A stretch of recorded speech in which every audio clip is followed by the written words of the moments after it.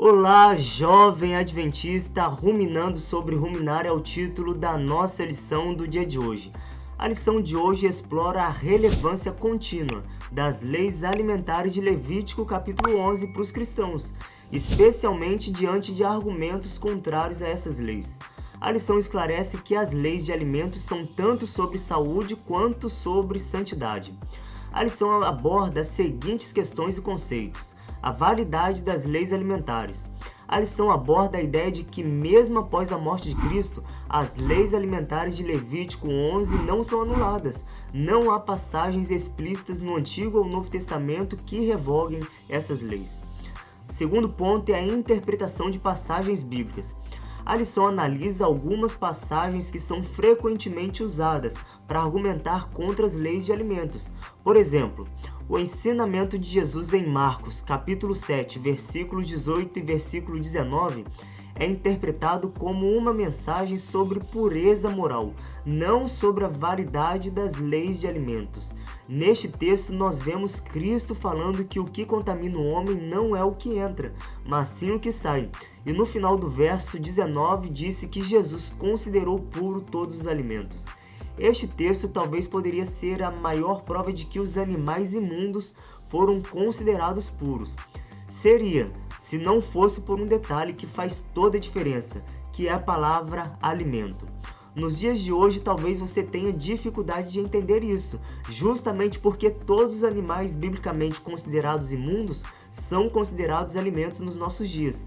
E então, pelo fato de você estar familiarizado com este costume, possa ser que você tenha dificuldade de entender que, de acordo com os princípios estabelecidos pelo próprio Jeová, que podemos encontrar no nosso texto-chave da semana, só são considerados alimentos puros, próprios para o consumo, aqueles animais que se encaixam na descrição de Levíticos, capítulo 11, e Deuteronômio, capítulo 14.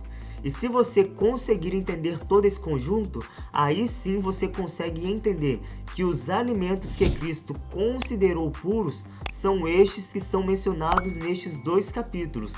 Daí talvez você pode querer usar outro texto bíblico para querer explicar sobre isso, que é sobre a visão dada a Pedro em Atos capítulo 10, do verso 14 e 15, né?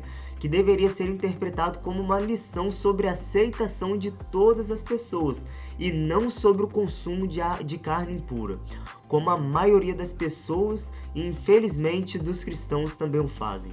O próprio apóstolo Pedro, que recebeu esta visão, deu a interpretação do que Jeová falou com ele através desta visão. Jeová não falou ali em si sobre os alimentos, mas sim sobre as pessoas. E então, através desta visão, o apóstolo Pedro entendeu que não deveria considerar os gentios imundos, aqueles que os judeus particularmente tinham um certo preconceito, considerando eles, assim como eu falei, impuras, imundas. Então eles não eram, porque Deus também os havia purificados, assim da mesma forma como outrora. Deus também, Jeová também tomou para si o povo judeu como sua propriedade exclusiva. Outro ponto que a lição nos trouxe foi sobre obediência e graça. A lição enfatiza que a obediência é uma resposta à graça de Jeová. Quanto mais compreendemos o amor de Jeová, mais estamos dispostos a obedecer mesmo quando não entendemos completamente suas razões. E por fim, o último ponto que o autor trouxe na lição foi sobre saúde e santidade. E a lição destaca que as leis de alimentos estão relacionadas tanto à saúde quanto à santidade. Uma dieta saudável não apenas beneficia o corpo, mas também contribui para a nossa capacidade de servir a Jeová.